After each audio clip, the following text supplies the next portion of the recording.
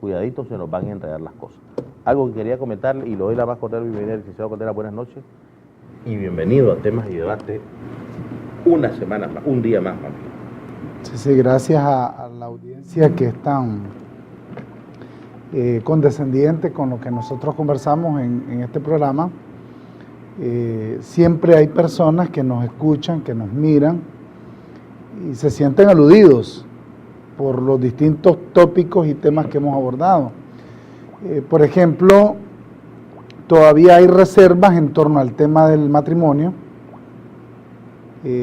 Alguien me escribía y me decía, ustedes con la forma de pensar que tienen, atentan contra la institucionalidad del matrimonio, o mejor dicho, contra la integridad de la familia. Creo que fuimos muy claros en la posición que tenemos relacionada con la institución que llaman matrimonio, porque dimos sobrados argumentos relacionados con la teología paulina sobre este tema. Al fin y al cabo, cada persona es libre, en el sentido estricto de la palabra, de tomar las consideraciones que quieren en relación a lo que hablamos. Pero yo, por ejemplo, conozco a un muy buen amigo. Él ya tiene más de 20 años de matrimonio y él está feliz. Hasta el momento él está feliz. Él tiene la habilidad de poder convivir con quien ha determinado ser su compañera de vida. Y pertenece a la organización. Pertenece a la organización. Sin embargo, ese no es, digamos, el criterio de todas las parejas. Ese no es el criterio de todas las parejas. Entonces, la gente debe tener el buen juicio de que si ya las cosas no funcionan, que se saquen esa idea equivocada de que el matrimonio religioso es hasta que la muerte los separe, porque ya demostramos de que no es cierto. Ahora, la familia lo componen también los hijos, y es cierto, pero mi obligación moral, mi obligación civil en relación a los hijos, es una obligación que yo no la puedo pasar por alto. O sea, vamos a apartar la percepción que se pueda tener del entorno religioso. O sea, yo tengo una obligación civil. Si yo determiné con una persona procrear hijos, entonces la lógica es que yo soy corresponsable de la vida de ese hijo. Así es. Hasta la etapa en que él por sí solo él pueda desarrollar su propia vida. Pero no, uno tiene esa obligación. ¿Quiénes no la cumplen? Pues las personas que simplemente son irresponsables desde el punto de vista civil, de la responsabilidad civil. La ley provee mecanismos para que en caso de que los hijos no tengan la manutención, pues se les reivindique ese derecho. Estamos, pero al fin y al cabo, el que vos críes a tu hijo, el que vos estés presente, de ninguna manera determina de que en la circunstancialidad de la vida, tu hijo no desemboque o no termine en un tipo de vida que probablemente vos no hubieses querido. Pero es tu hijo, pues. Y vas a quererlo, vas a amarlo. Pero si te das cuenta, también hay muchos hijos que han logrado desempeñarse muy bien en la vida, y esos hijos probablemente no tuvieron su padre. Y no solo por las razones de una separación.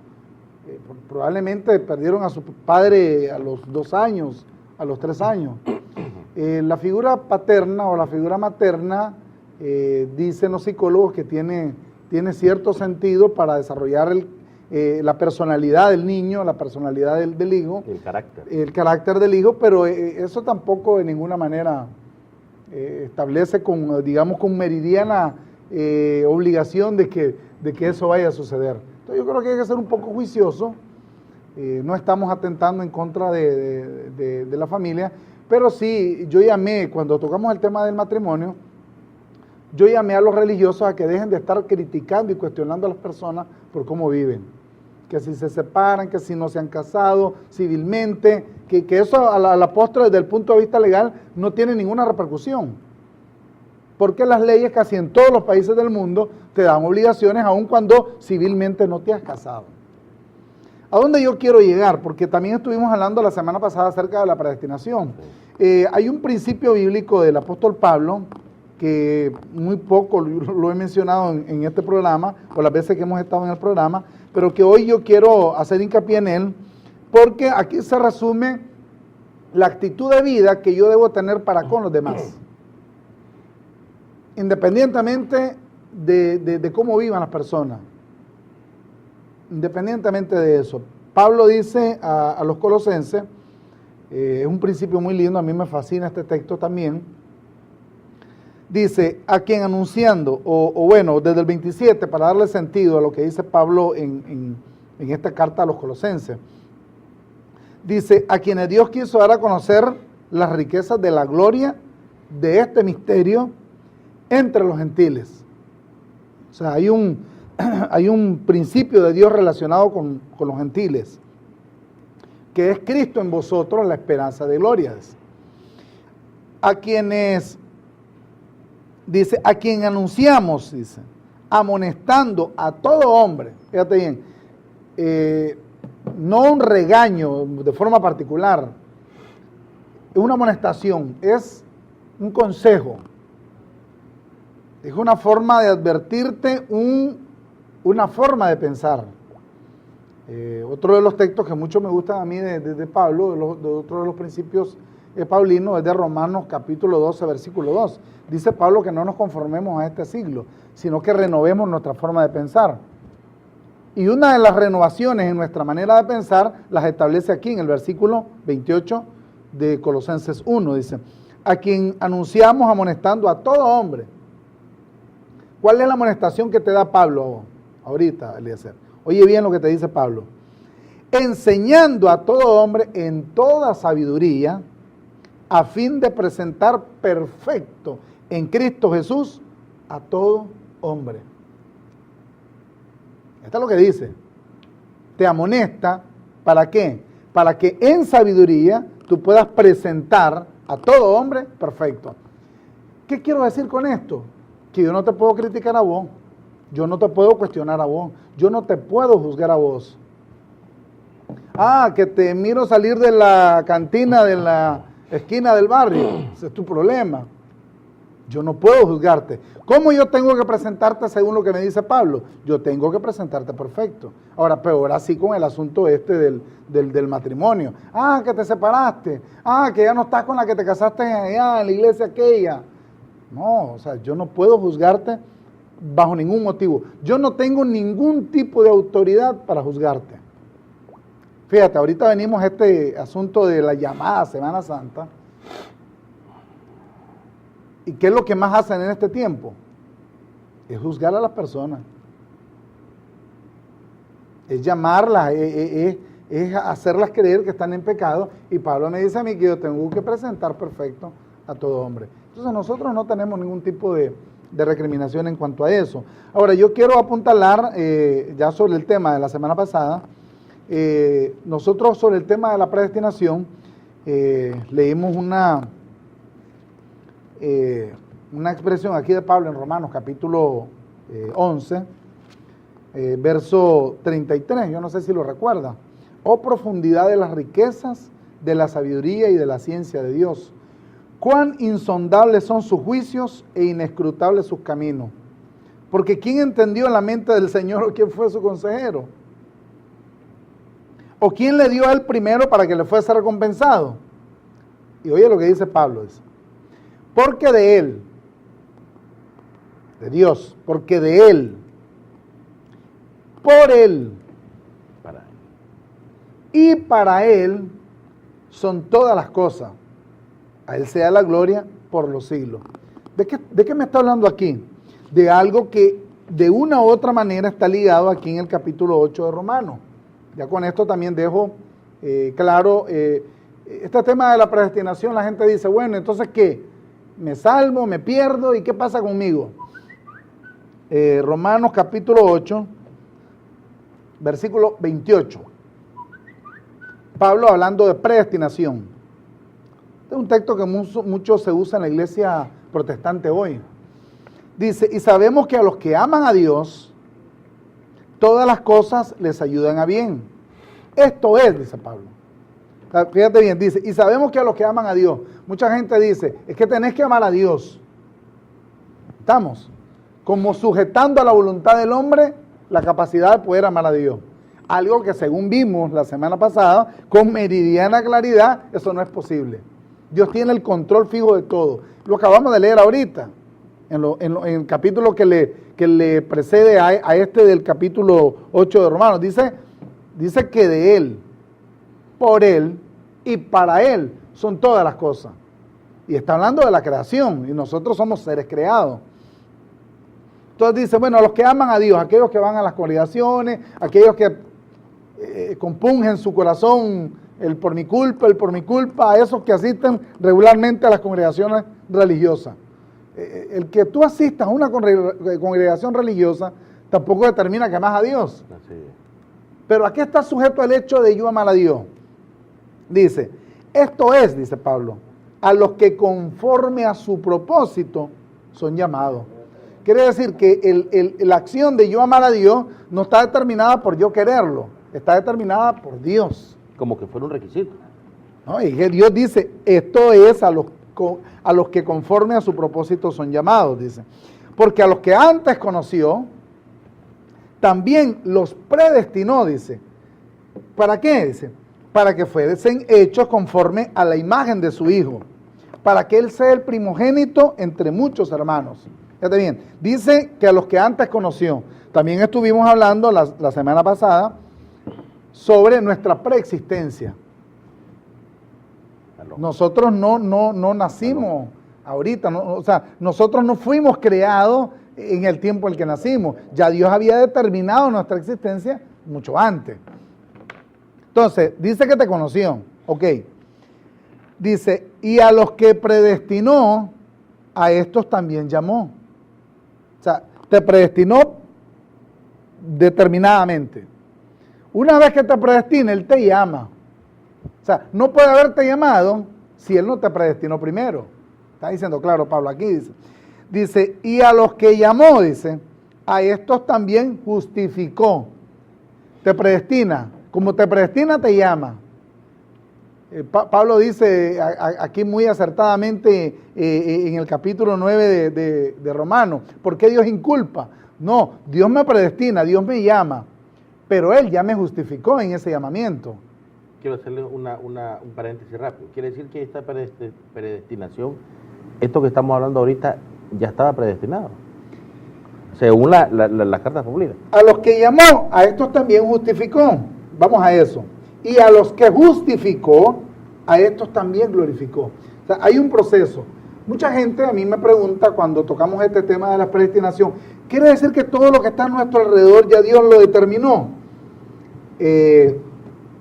Yo quiero recordar Daniel, capítulo 4. Vamos a ir a los profetas, el capítulo 4 de Ezequiel. Vamos a leer el verso, capítulo 4 de Daniel, vamos a leer el verso 17. Vamos a ver si este texto por sí solo responde a tu pregunta, que es la inquietud de muchísimas personas que nos escriben. Okay.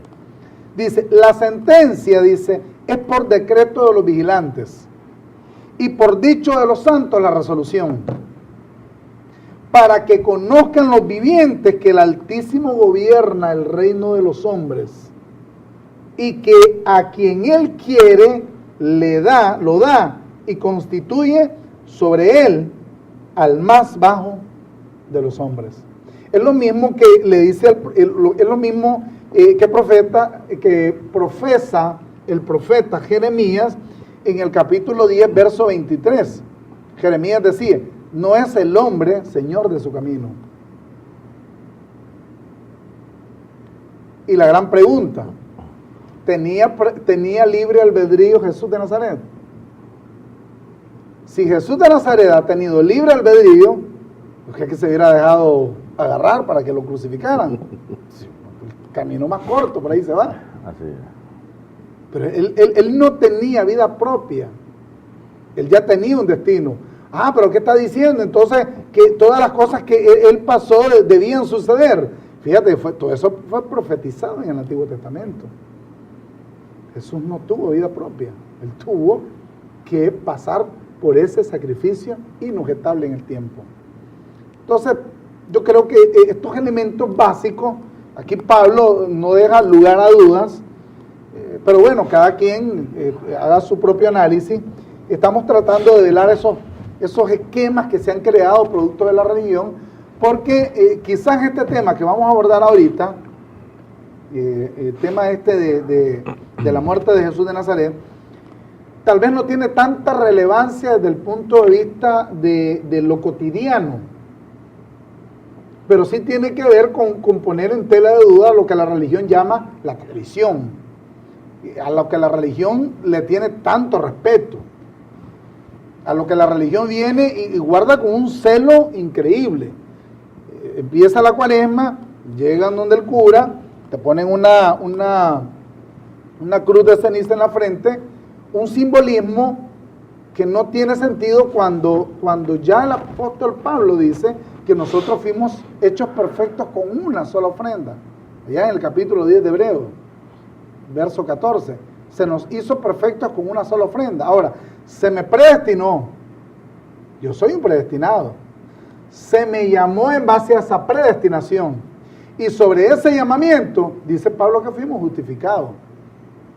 Si yo ya estoy justificado, independientemente de la circunstancialidad que a mí me pueda rodear, Pablo a mí me dice, ¿de qué? De que yo tengo que ver a todo hombre perfecto. Lo acabamos de leer ahorita en Colosenses capítulo 1, verso 28. Esos son los elementos que la iglesia hoy debe considerar. Licenciado, voy a hacer una breve pausa. Está interesante el tema, porque en la realidad le digo, está muy interesante. Aunque yo sé que a muchas personas pues le hace eco y no les hace clic, porque es cierto, pues la realidad es que hay que decirla. Pero quiero que en la segunda parte del programa hablemos un poco de lo que es realmente el tema en síntesis de lo que se va a abordar hoy, como es la muerte de Cristo. Según, y digo según, el Evangelio de Pablo, Jesús no murió un viernes, sino un miércoles. Pero, ¿qué evidencia realmente existe de eso? Voy a hacer una breve pausa para luego ir con nuestro invitado, el licenciado Rodolfo Caldera, representante de la organización La Última Reforma, y hablemos un poquito de este tema. Ya regresamos.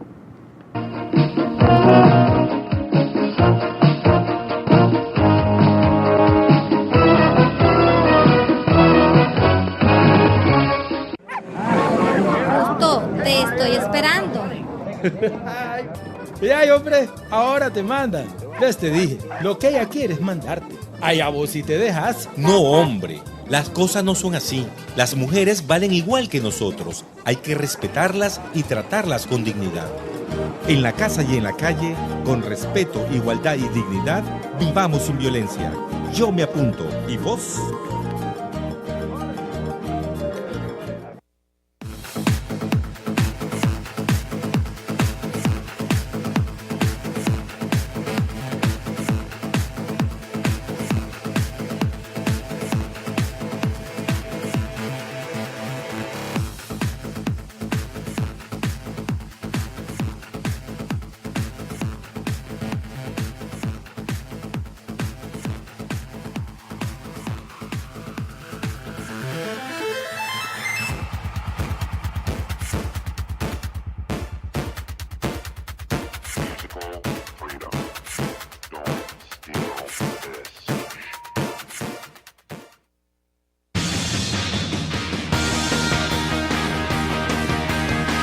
Estudia tu primera opción. Haz que suceda. Matriculate ya. En Universidad del Valle queremos hacer realidad tus sueños profesionales. Llámanos al 2278-8626 o escríbenos a Facebook Universidad del Valle. Trae tus sueños. Juntos los realizaremos. Matriculate ya. Inicio de clases 12, 13 y 14 de marzo.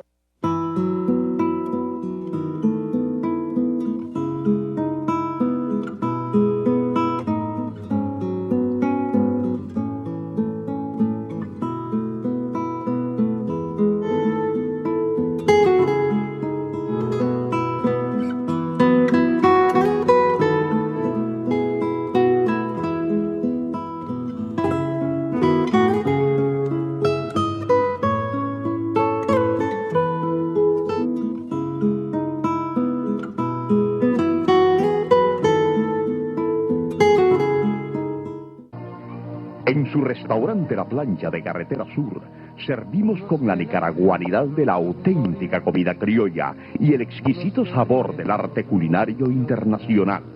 La Plancha de Carretera Sur es la tradición, gusto, atención y calidad de los que siempre nos prefieren. La Plancha, Carretera Sur, una vida al servicio del buen comer, con la atención personal de sus propietarios y amigos, Indalecio Rivera y doña Azucena Rivera. No teníamos mucho para dar. Aquella mala cosecha nos había dejado apenas las manzanas que necesitábamos para vender.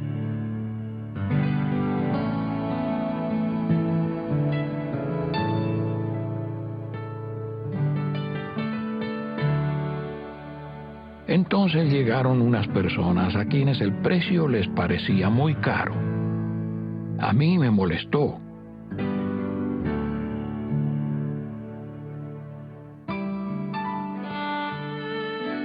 Pero no a mi padre.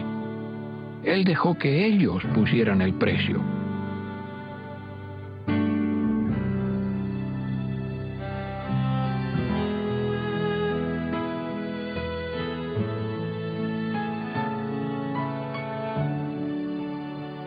Pero mi padre hizo algo más.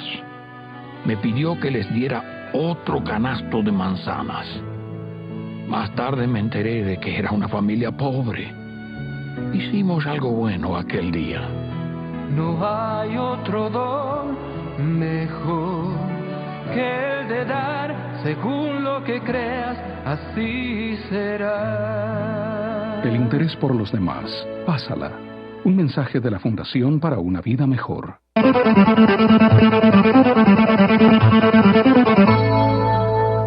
Gracias, amigo, por continuar aquí en su programa Temas y Debates. Esta noche conversando con el licenciado Rodolfo Caldera, representante de la organización La Última Reforma. Licenciado, antes de irme al corte, abordemos el tema en síntesis, ya en concreto. Según el Evangelio Paulino, y digo según, Jesús no murió un viernes, fue un miércoles. Hablemos de la evidencia de este tema, primeramente. La verdad es que Pablo en sí no dice nada al respecto en relación a lo que tiene que ver con la vida de Jesús. Muy al contrario, Pablo odia totalmente la vivencia de Jesús de Nazaret. Fíjate, por ejemplo, en Primera de Corintios, vamos a ir rapidito, para los que anotan, generalmente nosotros tratamos de que las personas que nos escriban, poderles dar respuesta a todas las inquietudes que nos expresan. Tienen abajo en pantalla un correo electrónico y nuestra página en Facebook. Tenemos también en YouTube, tenemos un canal. Sí. Invitamos a que se suscriban, hagan las preguntas que consideren convenientes. Nosotros estamos abiertos a esto, porque este programa tiene una audiencia muy cautiva, muy selectiva. A veces me encuentro personas que no sabía que estaban pendientes de las oportunidades que tenemos de estar en este programa. Imagínate, por ejemplo, ahorita son las 11:41. 8. Bueno, aquí en Nicaragua. Okay. Son las 11:41 de la noche en Argentina.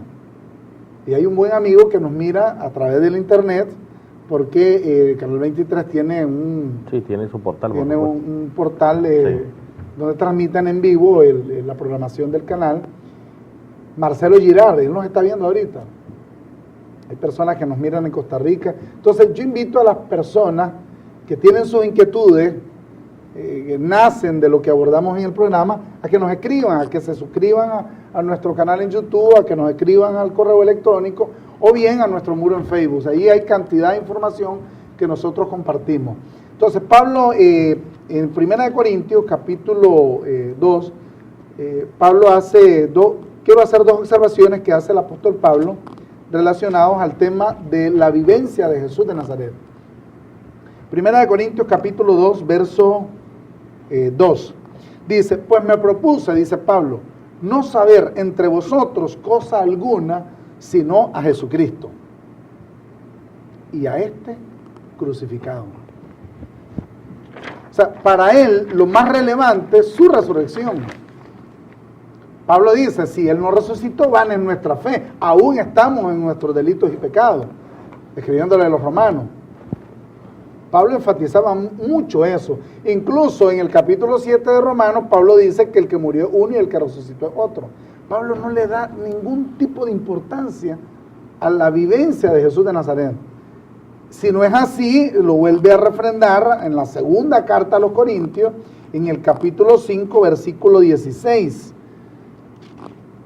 Capítulo 5, versículo 16, dice Pablo, de manera que nosotros de aquí en adelante a nadie conocemos según la carne. No solo está refrendando lo que acabamos de ver en el capítulo 2 de la primera carta a los Corintios, sino que también está haciendo alusión a lo que leíamos en Colosenses capítulo 1, verso 28, de presentar a todo hombre perfecto. Dice que nosotros no debemos conocer a nadie en la carne. Yo no te debo de ver a vos en la carne, en tus debilidades. No puedo verte en ellas. Decirle borracho a una persona es una afrenta al Espíritu de Dios que mora en la persona. Que tiene su debilidad, pues ayudémosle. Tal vez vamos a hacer el medio, el mecanismo, que en su bondad Dios va a hacer que la persona pueda mejorar su estilo de vida. Pero yo no puedo criticarte ni cuestionarte. Pero bueno, dice Pablo, a nadie conocemos según la carne. Y dice después, aún dice, capítulo 5, verso 16 de 2 de Corintios, aún si a Cristo conocimos según la carne, ya no lo conocemos así. ¿Ya no? ¿Qué es Cristo según la carne? Jesús de Nazaret.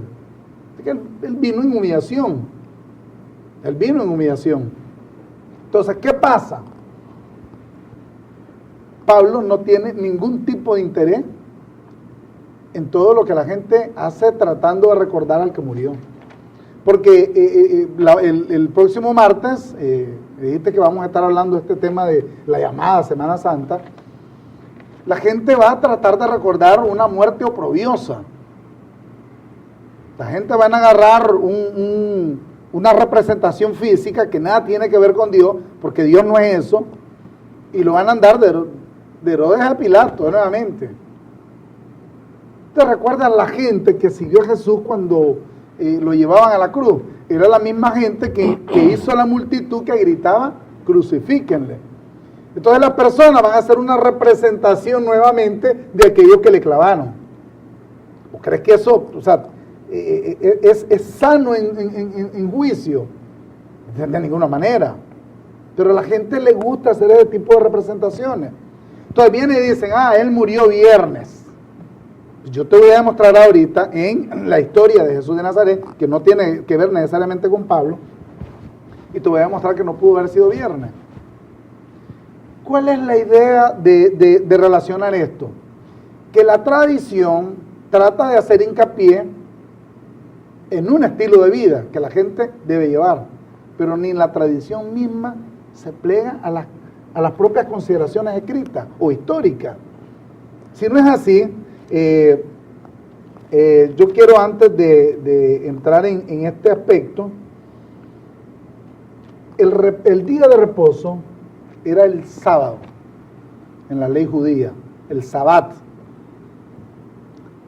Y el judío, incluso Jesús de Nazaret, tuvo que cumplirlo, o sea, debía religiosamente cumplir ese ritual. Pero no era solo los sábados el día de reposo, también había otros 7 sábados llamados ceremoniales, porque Dios estableció ciertas fiestas para el pueblo judío. Y esos sábados ceremoniales caían en día de semana. Cualquiera sea el día de semana que cayera ese sábado ceremonial, ese se convertía en un día de reposo. Entonces sucede que en la semana en que Jesús fue crucificado, hubieron 2 días de reposo. Y ahí es donde viene la confusión. Pero antes de eso, vamos a Jesús como profeta hablando de su propia muerte. Mateo capítulo 12, verso 40. Mateo capítulo 12, verso 40. Jesús dice de él mismo: porque como estuvo Jonás en el vientre del gran pez 3 días y 3 noches, así estará el Hijo del Hombre en el corazón de la tierra 3 días y 3 noches. ¿Estamos ahí? 3 días, 3 noches. Lo está profetizando Jesús mismo. Que es un verso aislado, y lo repite varias veces. Si no es así, vámonos a Juan, capítulo 2, verso 19. Juan, capítulo 2, verso 19. Dice, está hablando de la purificación del templo, del versículo 13 en adelante, capítulo 2 de Juan. Respondiendo Jesús y les dijo, dice, destruid este templo, hablando de su cuerpo, dice, y en 3 días lo voy a levantar. Él vuelve a repetir la misma profecía. Ahora, Marcos capítulo 10, Marcos capítulo 10, vamos a leer el verso 33. Dice, he aquí, dice, subimos a Jerusalén, está hablando Jesús de Nazaret, dice, y el Hijo del Hombre será entregado a los principales sacerdotes y a los escribas, y le condenarán a muerte y le entregarán a los gentiles. Jesús está hablando de su propia muerte otra vez. Verso 34 dice, y le escarnecerán, le azotarán, dice, y escupirán en él. Todo esto se cumplió fielmente. Lo que él dijo de él, eso se cumplió. Lo que dijo de él, lo dijeron los profetas. ¿Tenía libre albedrío Jesús de Nazaret? No lo tenía. Él debía de morir irremisiblemente. Ok. Y le matarán, dice, mas al tercer día resucitará. Si dice Jesús de Nazaret, lo dijo de su propia boca, que él iba a estar 3 días y 3 noches antes de resucitar, vámonos al contexto del viernes. Él muere en la hora 9, él es crucificado en la hora 9. Esto lo puede ver en Mateo capítulo 27. Quiere decir entonces que él pasó la noche del viernes, una noche. Él pasó el día del sábado y la noche del sábado, porque él ya debió haber resucitado cuando las mujeres llegaron al sepulcro. Incluso el ángel les dice en Mateo capítulo 28, verso 6, dice, él ha resucitado. ¿Hay 3 días y 3 noches? No lo hay. De los 4 libros que hablan acerca de la vida de Jesús de Nazaret, Mateo, Marcos, Lucas y Juan, que desde la perspectiva nuestra no son evangelios, son libros históricos, son relatos biográficos de la vida de Jesús de Nazaret. Fíjate, ¿en qué se enfatizan más? ¿En qué basan su mayor cantidad de relatos? ¿O en qué se enfrascaron más en relatar? Parece una redundancia. Sobre la vida de Jesús. ¿En qué coinciden los 4 plenamente? En la muerte. Ellos detallaron con lujo de precisión en el recuerdo, porque Marcos, Lucas, fueron escritos 40, 50 años después de la muerte de Jesús de Nazaret. Pero si te fijas, los 4 coinciden en el relato de la muerte. Ellos trataron de dejar escrito, de dejar relatado todos los elementos relacionados a su muerte. Y como Lucas dice que él investigó diligentemente, entonces yo quiero usar el recurso de Lucas para llevarte una cronología del proceso de su muerte. Vamos al capítulo 13 de Lucas, para que más o menos podamos tener una idea. Ya aquí ya está acercándose a su muerte, son los últimos días de la vida de Jesús de Nazaret. Capítulo 13 de Lucas, versículo 10. Te voy a leer primero el 10 para que puedas establecer y determinar los espacios de tiempo. Dice, enseñaba Jesús en una sinagoga en el día de reposo. Aquí habla de la sanidad de una mujer en el día de reposo. El día de reposo para el judío era el día sábado. Entonces estamos hablando que es un día sábado. Ok, vamos ahora en la misma secuencia del relato al versículo 32, dice. Está hablando de Jerusalén. Está hablando de que Jerusalén iba a ser destruida, proféticamente hablando. Y le llegan los discípulos, algunas personas, a hablar acerca de que Herodes tenía intención de matarlo. Entonces, en el versículo 32, versículo 31 dice, aquel mismo día, ¿cuál día? Él está hablando el día de reposo. El sábado, Que es sábado. Aquel mismo día, dice, llegaron unos fariseos diciéndole, sal y vete de aquí porque Herodes quiere matarte. O te quiere matar. Verso 32. Y les dijo, id y decid a aquella zorra. Estos son los epítetos que usa Jesús para referirse a Herodes. Dice, id y decid a aquella zorra, he aquí, dice, echo fuera demonios y hago curaciones hoy. ¿Qué día es hoy? En el contexto que está escribiendo Lucas. Es sábado. Y mañana, domingo. Y al tercer día, termino mi obra. Miércoles. 3 días después del domingo, que es el primer día de la semana para el judío, ¿de qué estamos hablando? Del día miércoles.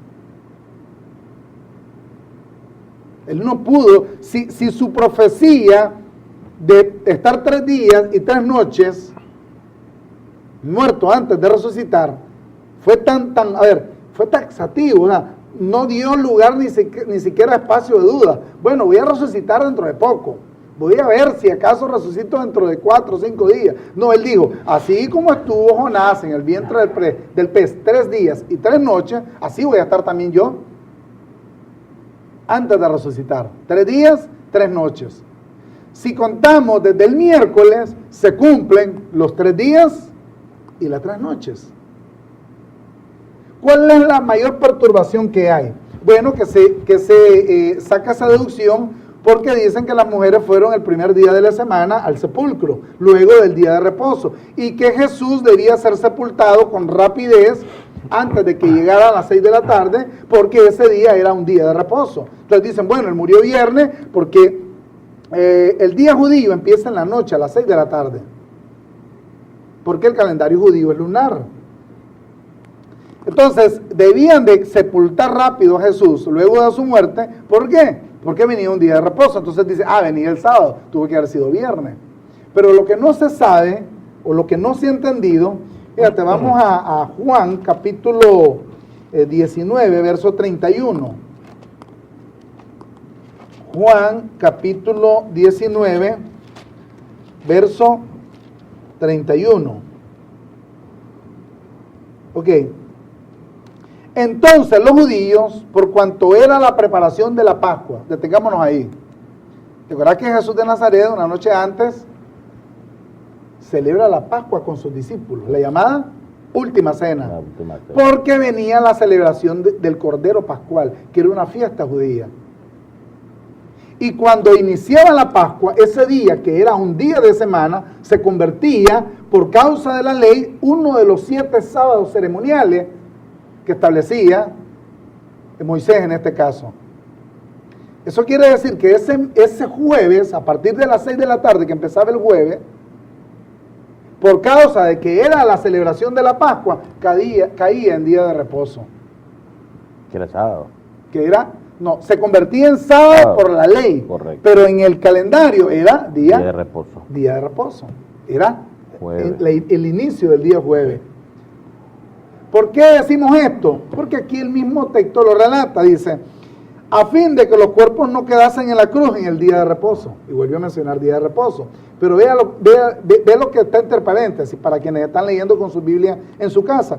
Pues aquel día de reposo era un día de gran solemnidad, porque era la celebración de la Pascua. Rogaron a Pilato que se les quebrase las piernas y fuesen quitados de allí. Entonces, ¿qué es lo que no se ha entendido? De que en efecto, cuando él muere en la hora novena, ¿qué pasó? Venía la cercanía de un día de reposo solemne porque era la celebración de la Pascua. Ese día, el día jueves, cayó en día de reposo. Viene luego el día viernes, luego el día sábado, otra vez otro día de reposo, ya el día de reposo habitual, el normal, el natural. Y el domingo él resucita. Ya cuando llegan las mujeres, bien lo dijimos hace rato, en el capítulo 28 de Mateo, ya Jesús había resucitado. ¿Cuál es el punto en todo esto? Que ni la misma tradición es consistente con las realidades historiográficas que nosotros encontramos en los libros de la Biblia. Pero, ¿qué va a hacer la gente el llamado Viernes Santo? Van a ir a una solemnidad, van a ir a misa, van a ir a un culto. ¿Y qué es lo que van a hacer? Bueno, hay unos que son un poco más exagerados. Hacen hacen toda una parafernalia que le llaman Santo Entierro y no se dan cuenta de que él resucitó. Él ya no está muerto, él no está clavado en una cruz sangrante o con una corona de espinas. Él resucitó. Y por eso Pablo dice de manera categórica en el capítulo 2 de Primera de Corintios, yo no me propuse otra cosa, dice Pablo, que presentarles a Cristo y a este crucificado. Y por eso más adelante en la segunda carta les dice, a nadie conocemos según la carne. Aún si a Cristo conocimos según la carne, ya no lo conocemos así. Entonces es fácil determinar que en efecto él no pudo haber muerto viernes. Las religiones llamadas cristianas no han entendido de que aquí no se trata de celebrar eso. Entonces, la gente hace una solemnidad por la muerte. No, aquí hay que hacer una solemnidad por la vida. ¿Y dónde está la solemnidad de la vida? Dice Pablo que el que se une al Señor en espíritu es con Él. Se lo dijo también a los Corintios en la segunda carta. Eso quiere decir que la vida de Dios fue implantada en tu persona, fue implantada en mi persona. Por eso decíamos en uno de los programas, ¿qué es lo más importante para Dios? La persona. Pero la gente está enfocándose hoy religiosamente en los objetos. Vamos a la congregación, vamos al templo, van al edificio. Es que ahí es la casa de Dios. No, hombre, eso no va a ser casa de Dios nunca. ¿Por qué? Porque Dios hizo morada en nosotros. ¿A qué le van a hacer tanto énfasis estos días? Bueno, hay gente que tiene que morir. Hay gente que le toca irse esa semana. Algunos lo van a hacer en un accidente de tránsito, otros abogados. Lastimosamente es el ciclo de la vida que no hemos entendido. Y hay una cultura de la muerte toda la semana que llaman santa, que la semana por sí sola no puede ser santa, porque el sacrificio no fue por una semana, no fue por unos días, no fue por un edificio, no fue por un hábito, no. El sacrificio fue por nosotros. Entonces, no puede ser una semana santa. Pero ¿qué es lo que van a hacer toda la semana que viene? Van a hacer, ¿qué? Apología de la muerte. Van a recordar algo que no deben estar recordando. Van a hacer hincapié en algo que no tiene sentido para nuestra vida espiritual. Es bueno saberlo, es bueno conocerlo, es bueno entenderlo, la magnificencia del sacrificio. Pero eso de ninguna manera a mí me da pie para que yo pueda venir y meter otra vez en oprobio aquel gran sacrificio, viendo películas que me van a hacer llorar por tanta sangre derramada, sin entender que precisamente esa sangre se derramó para que yo no tenga necesariamente que estar recordando cómo murió Él. Así de sencillo. Yo cierro con esto. Nunca acepte una crítica constructiva de alguien que no ha construido nada. Licenciado Caldera, gracias por haber estado con nosotros aquí en Temas Directos. El próximo programa. Nos vemos, si Dios así lo permite, porque el tiempo ya se me fue. Pero quiero que hablemos un poquito la próxima semana, si es posible, que abordemos un poco de lo que es la Semana Mayor, o mejor más bien la Semana Santa. Quiero que hablemos un poquito. Desde ahorita lo estoy diciendo, lo hago público para que lo estoy invitando para que vengamos. No sé si el lunes o el martes, pero lo voy a estar comunicando para que nos hablemos un poquito de esto. El tiempo se nos fue, buenas noches y hasta la próxima semana, si Dios lo permite.